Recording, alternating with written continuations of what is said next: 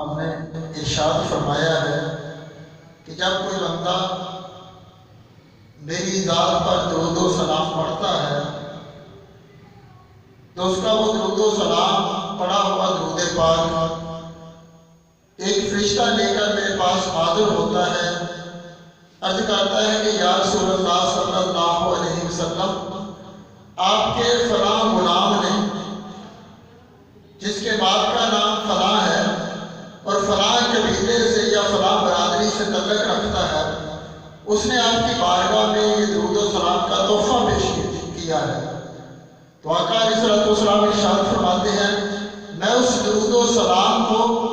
نور کے سفید صحیفوں میں محفوظ کر دیتا ہوں۔ پھر غور فرمائیں کہ یہ نور کے صحیفے، نور کے کاغذ، یہ پڑھا ہوا درود و سلام ہمارے کس کام آئے گا؟ جب کل قیامت کا دن ہوگا، میدان محشر لگا ہوگا، نفسا نفسی کا عالم ہوگا، تو وہاں درود و سلام کی برکات کو دکھانے کے لیے ایک عجیب منظر پیش کیا جائے گا۔ آدم علیہ السلام حضور کے ایک امتی کو دیکھیں گے کہ فرشتے دوزخ کی طرف کھینچ کر لے جا رہے ہیں۔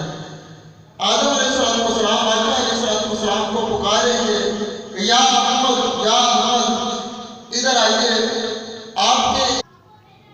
میرے آقا علیہ السلام ارشاد فرمائیں گے فرشتوں سے کہ رک جاؤ، ٹھہر جاؤ۔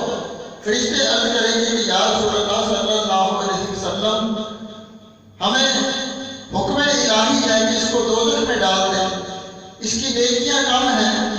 گناہ زیادہ ہیں۔ تو میرے آقا علیہ السلام رب کی بارگاہ میں سجدہ ریز ہو جائیں گے، عرض کریں گے کہ یا الہی، تو نے مجھ سے وعدہ کیا تھا کہ تو میری امت کے حق میں مجھے رسوا نہیں کرے گا، میری امت کے حق میں مجھے رسوا نہیں کرے گا۔ تو رب کی بارگاہ سے فرشتوں کو حکم ہوگا کہ میرے فرشتوں، میرے محبوب کی اطاعت کرو، جیسا میرا محبوب فرماتا ہے ویسا کرو۔ میرے آقا علیہ السلام اپنے اس امتی کو، اپنے اس غلام کو جو دنیا میں درود و سلام پڑھا کرتا تھا،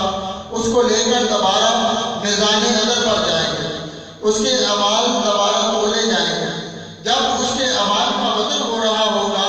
تو میرے آقا علیہ السلام، میرے کریم مصطفیٰ، اپنے پاس سے ایک سفید کاغذ کا ٹکڑا نکال کر اس کے نیکیوں والے پلڑے میں رکھ دیں گے، جس سے نیکیاں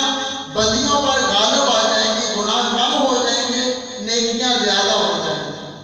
تو پھر رب کی طرف سے حکم ہوگا کہ اب اسے داخل جنت کر دیا جائے۔ وہ شخص عرض کرے گا یا رسول، وہ شخص جو دوزخ سے جاتا جاتا بچا درود و سلام کی برکت سے، وہ آقا علیہ السلام کی بارگاہ میں عرض کرے گا کہ آپ کا چہرہ مبارک کتنا خوبصورت ہے، آپ کا چہرہ کتنا نورانی ہے، آپ کے اخلاق کتنے اچھے ہیں، میرے ماں باپ آپ پر قربان، آپ کون ہیں جنہوں نے مجھے رب کے عذاب سے بچا لیا ہے، جن کی وجہ سے میں دوزخ میں جانے سے بچ گیا ہوں۔ میرے آقا علیہ السلام اس وقت ارشاد فرمائیں گے کہ میں تیرا نبی محمد مصطفیٰ